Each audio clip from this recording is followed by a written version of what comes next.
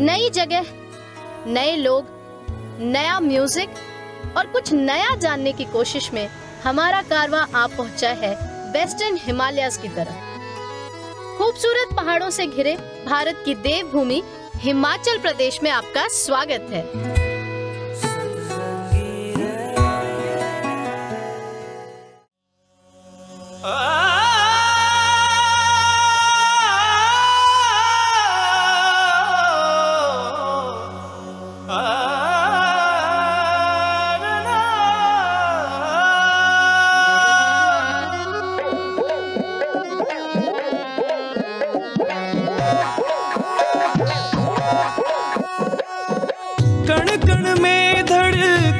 बसे हैं सुर की बोली माटी वाली, पगडंडी पर उड़ती उड़ती खुशबू सरगम वाली, छूके रे मन रूह से मिलती है।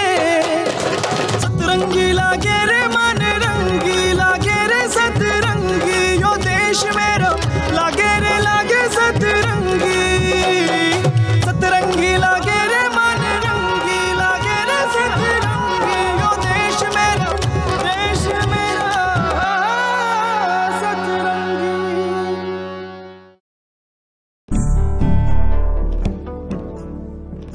हिमाचल यानी हिमालय का आंचल। यहाँ के खूबसूरत गांवों में बसे लोगों की सिंपल सी जिंदगी में सदियों की धार्मिक प्रथाएं और लोक संस्कृति का रंग बहुत गहरा है। यहाँ मनाए जाने वाले उत्सव, यात्रा या मेले में फोक म्यूजिक और डांस का वही गाढ़ा रंग देखने को मिलता है। हिमाचल के प्रमुख इलाकों जैसे कुल्लू, कांगड़ा वैली और चंबा के संगीत की मिट्टी एक है। यहाँ पहाड़ी लोक कथाएं ही गुनगुनाई जाती हैं, पर अलग अलग अंदाज में और अलग अलग खुशबुओं के साथ। ऐसे ही लोक संगीत की तलाश में हम आ पहुँचे हैं चंबा जिले के खजियार इलाके में। अपनी खूबसूरती के लिए मशहूर खजियार को पूरब का स्विट्जरलैंड भी कहा जाता है। जवानी हो प्यारी वो टली। एक सादगी भरी आवाज यूं कानों को छूकर गुजरी कि हमने उसे करीब से सुनना चाहा। प्यारी वो टली वो तुझे भी न मुले। कुछ पहेली, कुछ समझ और बहुत से उमंगों का तालमेल। कपड़े यादों छम छम रोआ, वो अपनी धुन में गुनगुनाता हुआ हमें चकित कर गया और हम उसकी धुन में रमते रह गए। निशानी हो मेरी ये जिंदे बिते बटने निशानी हो। मैं चंबा से बिलोंग करता हूँ और यहाँ पे इन वादियों में खजियार में कस्टमर को फोक सुनाता हूँ।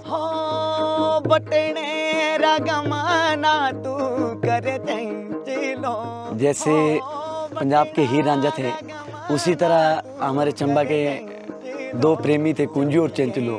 तो ऐसे ऐसे कुंजू और चंचलो के ऊपर आधारित सॉन्ग है। मुझे एक चीज बड़ी अलग लगी आप में, आप दो इंस्ट्रूमेंट एक साथ बजाते हैं।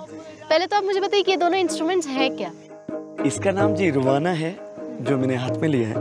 जब सृष्टि की उत्पत्ति हुई थी तब भगवान ब्रह्मा और विष्णु ने इस वाद्य यंत्र को अपनी रूह से प्राप्त किया था, रूह से। तो तब इसका नाम रुवाना बना। अच्छा। अपनी रूह को खुश करने के लिए इस चीज को बनाया था उन्होंने। और ये हमारे इसको लगभग 100 साल हो गए। इसको ये 100 साल पुराना है? ये 100 साल पुराना है। और ये खजरी है।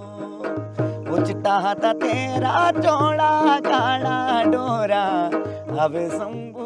जैसे हिमाचली फोक में बड़ा फेमस है गद्दी। हाँ जी, हाँ जी, ये जो फॉर्म है जी जी, तो अगर वो आप हमें थोड़ा सुना सकें। गडरिया जो होता है भेड़ बकरी चुगाने वाला ना जी, वो पहाड़ियों पे भेड़ बकरियों को चुगाता है। और जो उसकी घरवाली होती है वो गाने पे बुलाती है उसको कि खाना बना आपके खातर, घर आ जाओ। ओ चिट्टा तेरा चौड़ा काला डोरा हाय शंभुआ ते सूटी हो, उचटा था तेरा चौड़ा काला डोरा, अब शंभुआ ते सूटी हो। हाथे ता सोठी हाथे मेरी जाना, हाय शंभुआ ते सूटी हो। अब शंभुता मेरा भेड़ेरा पुहाल, अब शंभु जो मार भेड़ी हो। तेरी भेड़नी खाई वो जाड़े, अब शंभु जो मार भेड़ी हो। ओ मार भेड़ी मार मेरी जाना। तो आप इसको आगे बढ़ाने का सोचते हैं? हाँ जी मैडम, स्ट्रगल तो कर रहे हैं, आगे बच्चों को दे रहे हैं इसके बारे में शिक्षा, लेकिन आजकल बड़ा मुश्किल है। वो एक तो ऐसी है कि जो हमारी जो कला है ये छुप्त होती जा रही है, जो ये वाद्य यंत्र, और जिसके पास कंठ है उसको थोड़ा आगे बढ़ावा नहीं मिल रहा है। ओ नच मेरी घोंगरी इसा ढोल के रताना हो। एक पत्नी का नाम गूंगरी होता है, उसका हस्बैंड बोलता है उसको कि नच मेरी गूंगरी है, बोलता नच ढोलकू के ताना, आप ढोलकी के ऊपर नाचिए, वाद्य यंत्र के ऊपर नाचिए। तो वो अपने हस्बैंड से नखरे लगा के कहती है कि मैं कैसे नाचूं, मेरे गले का हार पुराना हो गया, लक्के घाघरा पुराना हो गया, पाँव के सूज पुराने हो गए, आप नया ला के दो तब नाचूंगी, नहीं तो नहीं। पुराना हो नच मेरी गूंगरी हाय गूंगरी, ओ नया हो बनाना हो। ओ मैं तबला किया नचना, हाय किया नचना, हाय मेरा घाघरा पुराना हो। मैं तबला किया नचना, ओ मेरा घाघरा पुराना हो। ओ नचे मेरी गूंगरी हाय गूंगरी, ओ नया हो बनाना हो। ओ नचे मेरी गूंगरी, ओ नया हो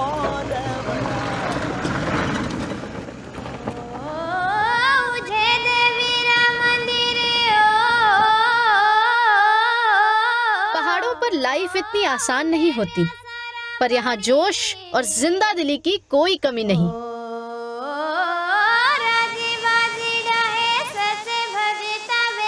मैं इस वक्त हूँ कुल्लू के ईस्ट में पार्वती नदी के किनारे बसे सैंज के खड़ोवा गांव में। ऐसा लगता है कि सदियों से ये जगह और यहाँ के लोग शायद ऐसे ही थे और किसी ने कभी इन्हें छुआ ही नहीं। इन्हीं पहाड़ों के बीच ये छोटे छोटे घर, और यहीं रहती है हमारी अगली कलाकार।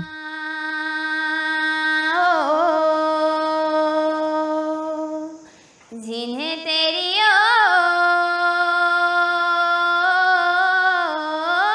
महिमा जानी। हेलो लीला, हाय, कैसे है? बढ़िया, आप एकदम बढ़िया। हाँ जी। और अब यहाँ से हम लोग कैसे जाएंगे आपके घर? यहाँ से पैदल चल के जाना है ऊपर? हाँ जी। कितनी दूर है? लगभग 1 आधा घंटा लग जाएगा आपको।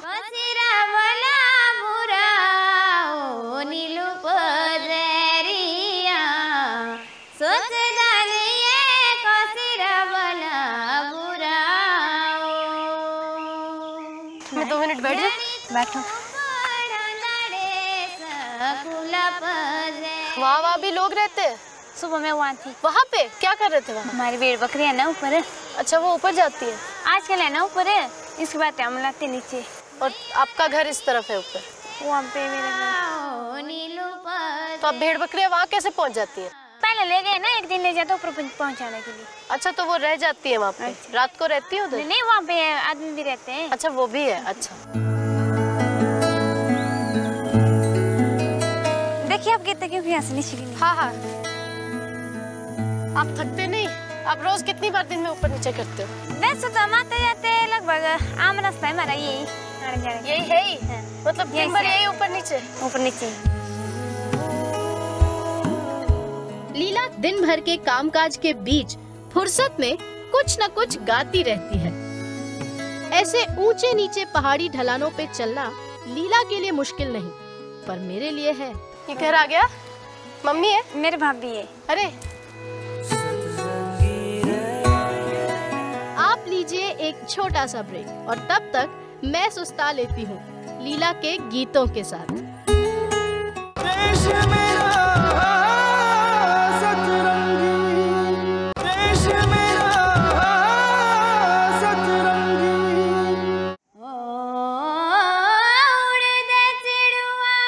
इस जगह के मौसम, झूमते पेड़, लहराता पानी और पंछियों की कहक में संगीत है। जब ये सब लीला के साथ गुनगुनाने को बेताब हो तो वो चुप कैसे रहे?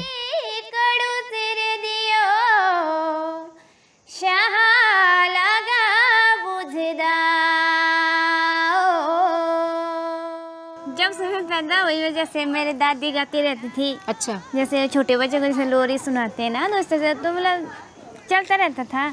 हमारे फैमिली से मतलब कि म्यूजिक के काफ़ी शौकीन है। बाद में जब हम स्कूल में गए, फिर स्कूल में टीचर ने सिखाया, फिर इस तरह से आगे बढ़ते गए। किससे सीखा तुमने? दादी से? दादी से, पापा से। तो कोई गाना ऐसा है जो दादी के साथ गाती हो? गाए? हाँ प्लीज। दादी जी कोई गाना बोला वाले? याद नहीं आ रहा। बोला याद करा दो, पापा याद करा देंगे। पापा को पापा जी बोले, आप बोलो। होरी तुड़े मोसेरी तेरी एड़े ए मदरी तेरी गे लाउड़ी गे रनिया दी तुड़े मोसेरी तेरी एड़े बाला रे दुपे दो लाउड़ी गे रनिया साथी रे बाला रे दुपे। ये गाना क्या था लीला? ये किस बारे में था? तो मतलब कि जो लाहौर की जो रानी थी ना, हाँ। उसके आधार पर ये गाना बनाया गया। अच्छा, ये उसके लिए है गाना। तो ये बताओ कि जैसे बाहर से कहीं नहीं सीखा? नहीं, बाहर से भी तो अब मैं जाती हूँ ना। हाँ। कैरसिन सर है, अच्छा। उनके वहाँ पे मैं वो सिखाते हैं मेरे को। वैसे मेरे को तो उतना टाइम भी नहीं लगता, कभी एक बार जाती हूँ मैं बीच बीच में। आजकल तो जल्दी जागते हैं क्योंकि आजकल तो काम है ज़्यादा, घास वगैरह काटते हैं हम। तो जैसे घास काटते वक्त कोई गाना है या भेड़ बकरी को चराते वक्त कोई गाना है? हाँ, भेड़ बकरी को चराते बार भी गाते हैं। गाते हो? कौन सा गाना गाते हो? राम की कोड़िए गाबू था जाना, भेड़ा चरी गे बकरी गाबू था जाना, आपू पूजी तो घरे भेड़ा खोड़ू था जाना, राम की कोड़िए खोड़ू था जाना। ऐसा है। तो गाने का टाइम कब निकालती हो? कभी एक बार कोई फंक्शन वगैरह होता है, जैसे शौक होता है हमारा गाने का, फिर 4-6 आदमी इकट्ठे हो गए, जितने भी हुए, फिर कीर्तन भजन करना, फिर गा लिया। और क्या? जैसे जो नटी कहते हैं वो क्या है? नटी वैसे है तो हर एक गाने यहाँ के नाटी के ही ना आते, तो सारे नाटी में ही ये गाने। पर कुछ नाटी ऐसे तो मतलब कि जो बिल्कुल ढीले ताल में चलती है, स्लो में चलती है बिल्कुल। तो उससे बाकी तो जैसे पहले स्लो या फिर पहले भगवान का नाम लेना, भजन गाते हैं जिसको, फिर उसके बाद नाटी गाना, फिर उसको फास्ट फास्ट करके इस तरह से हो जाता है।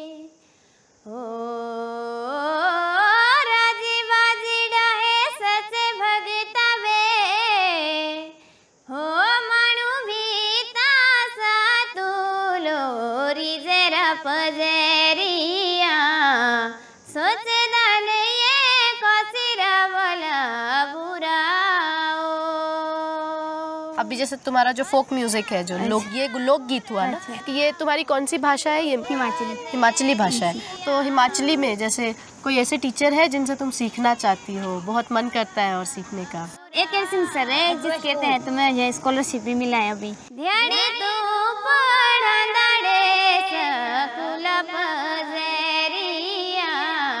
तो और क्या बनना है? मैं तो सिंगर ही बनना चाहती हूँ अपनी लाइफ में, बचपन से लेकर। सिंगर बनना है।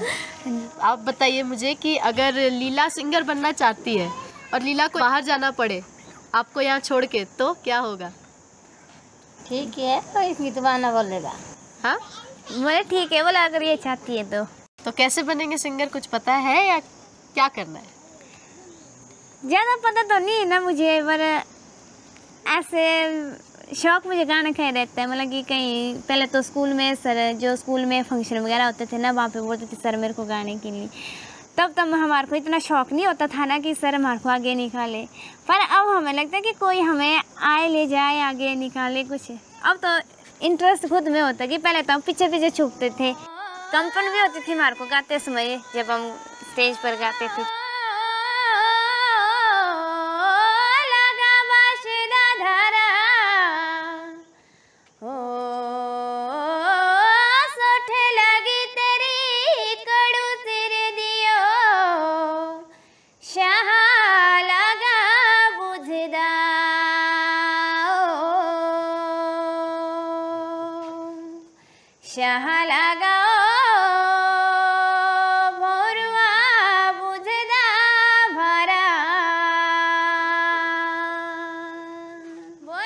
लीला के गीत उसकी कम्युनिटी के ट्रेडिशन का एक हिस्सा है, जिन्हें गाकर वो अनजाने में ही इसे सहेज रही है।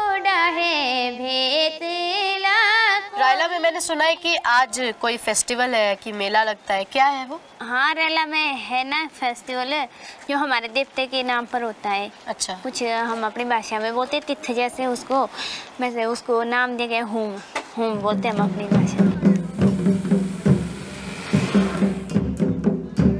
हिमाचल प्रदेश के लोगों का सादा जीवन और धर्म के प्रति इनकी आस्था ने इस प्रदेश को देवभूमि का दर्जा दिया है।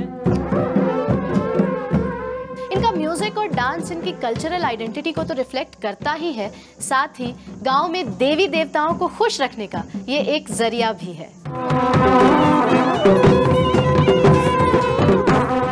ये है हिमाचल का अनूठा होम उत्सव। ये उत्सव है म्यूजिक का और साथ ही बुराई पर अच्छाई की जीत का, जीवन समृद्धि का।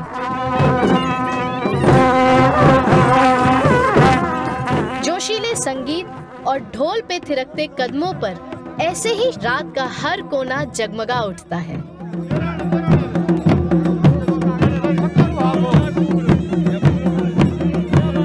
इस जगमगाती झूमती रात की सुबह होने तक हम लेते हैं एक छोटा सा ब्रेक। कहीं मत जाइएगा।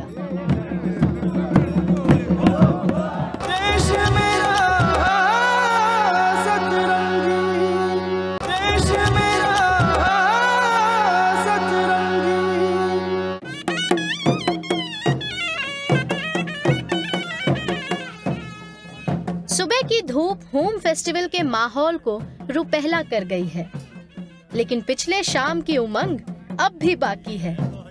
ये जिंदा दिल लोग और खूबसूरत वादी एक दूसरे की बाहों में कुछ देर और झूमेंगे। ढोल कुछ देर और बजेगा, पाँव कुछ देर और थिरकेंगे।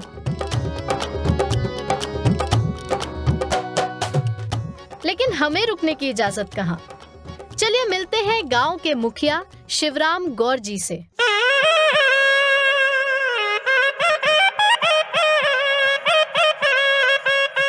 जो एक म्यूजिशियन होने के साथ ही हिमाचली फोक म्यूजिक और संस्कृति के जानकार भी हैं।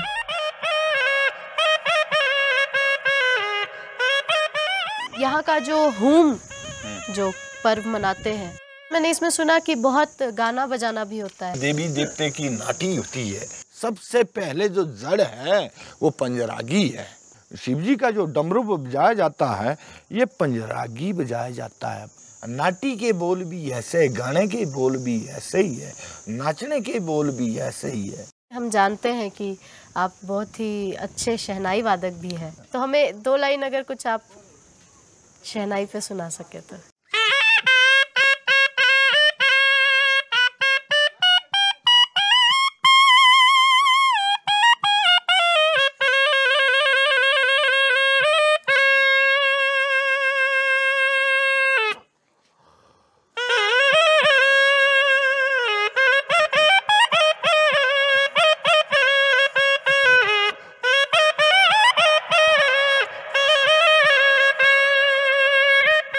क्या बात है, मतलब ये पूरा जोश से भरा होता है। हाँ, इस टाइम कोई नहीं। आपको क्या लगता है कि एक फोक सिंगर क्यों आगे नहीं बढ़ पाता है? हमारे जो पहाड़ के लोग हैं, जो पुरानी संस्कृति में, ये इसी में जुड़े रहते हैं। वो नहीं जाते हैं, इन्होंने यहीं गाना भी बोना है, इधर ही नाचना भी इधर ही, बस आगे क्या करना है। शिवराम जी ने बीड़ा उठाया है अपनी म्यूजिकल हेरिटेज को बचा कर रखने का, जिसके लिए वो अपनी आने वाली जनरेशन को भी तैयार कर रहे हैं।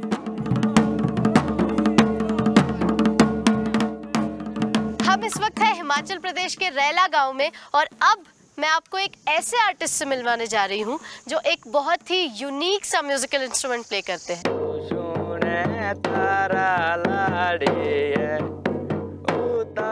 तो आइए मिलते हैं शेष राम से। जब हम 6-7 साल के थे उस टाइम हमने ढोल बजाना सीखा है। पिताजी के साथ हम ज़्यादातर देवड़ी में ही ढोल बजाना सीखे हैं। तो दोस्तों के साथ तो खूब मजा आता होगा। हाँ जी, स्कूल में भी कल्चर वगैरह होते हैं तो फिर हम ढोल बजाते हैं, गाना भी गाते हैं, नाचते भी है। नाचते भी हो? हाँ जी। जो जैसे अभी ढोल के साथ कोई गाना गा सकते हो?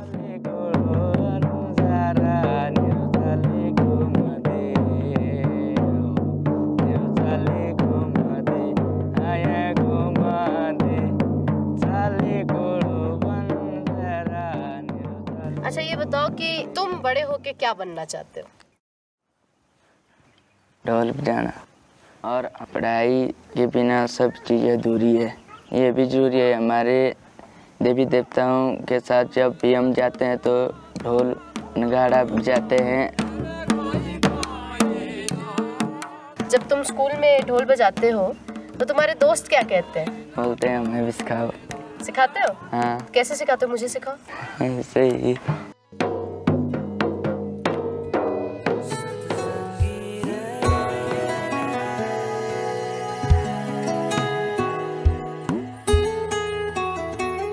तो अभी जैसे कि तुम्हारे पापा ने तुम्हें सिखाया, दादाजी ने सिखाया, तो तुम बड़े होकर के सिखाना चाहते हो छोटे बच्चों को? हाँ। कैसे सिखाओगे? डांट के या प्यार से? प्यार से।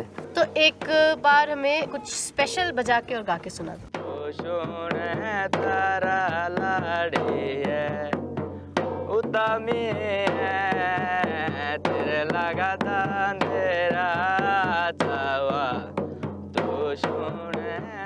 ये लोक कलाकार उम्र में छोटे होने के बावजूद अपनी कला, जीवन को अर्पित करने का हौसला रखते हैं।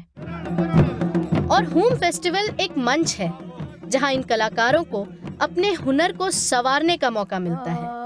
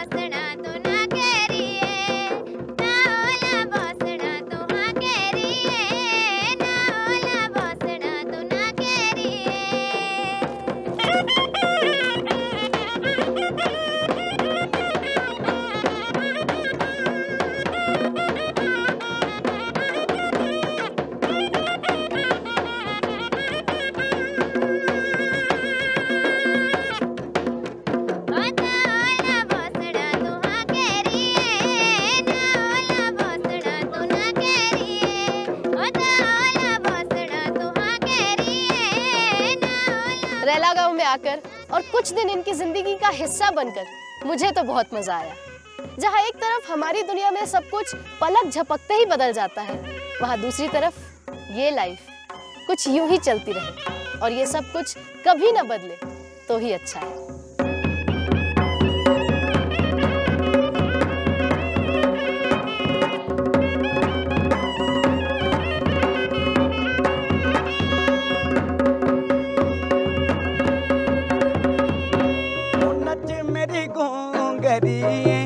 इसा ढोल के रताना हो, ओ नचे मेरे गोंगरी, ओ सा ढोल की रताना हो।